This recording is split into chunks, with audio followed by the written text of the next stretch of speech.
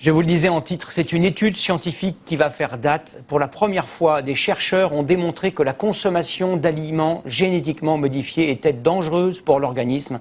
Certes, l'expérience a été menée sur des rats, mais cela prouve que les dangers des OGM ont sans doute été sous-estimés. Regardez l'enquête de Servan Adron et Axel Cario. Une tumeur énorme en moins d'un an. Les résultats de cette étude sur les rats sont bien au-delà de ce que les chercheurs avaient imaginé. Ça nous a impressionné parce qu'on a eu des tumeurs de plus de 25% du poids du corps. Et donc c'est colossal, 25% du poids du corps. Pendant 2 ans, 200 rats, mâles et femelles, ont été nourris avec un maïs OGM, le NK603. Plusieurs groupes ont été mis en place. Un groupe témoin, nourri d'un maïs classique, et 3 autres groupes. Un nourri avec du maïs OGM, le deuxième avec du maïs OGM, cultivé comme souvent avec de l'herbicide, ici du Roundup. Et enfin, dernier groupe, avec du maïs non OGM, mais avec des traces de Roundup dans l'eau.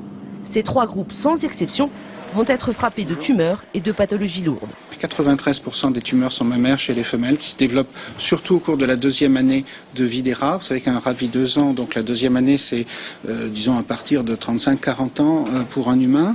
Et ensuite on observe des pathologies hépatiques et rénales qui les empêchent d'avoir une vie normale. Des maladies qui apparaissent très vite. Les tests réglementaires sont sur 3 mois. Et les vraiment gros troubles de pathologie, en particulier les morts de rats par tumeur, arrivent au 4e mois.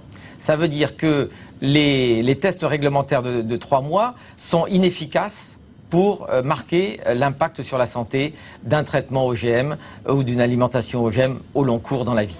C'est le CRIGEN, un comité indépendant sur le génie génétique, qui est à l'origine de l'étude. Il a trouvé les financements auprès de fondations et même de la grande distribution. Sa présidente d'honneur, Corinne Lepage, ancienne ministre, se bat depuis plusieurs années pour une grande remise en question des OGM. Il ne s'agit pas de la culture, il s'agit de la consommation, de ce que nous mangeons par le biais de la viande, du lait, des plats cuisinés dans lesquels il y a des ingrédients OGM. Et le temps est venu de faire ce que nous demandons depuis des années, c'est-à-dire des vraies études d'impact sur la santé humaine. Cette étude, menée dans le plus grand secret, a surpris. En premier lieu, la multinationale Monsanto qui produit ce maïs et le Roundup, elle n'a pas souhaité nous répondre.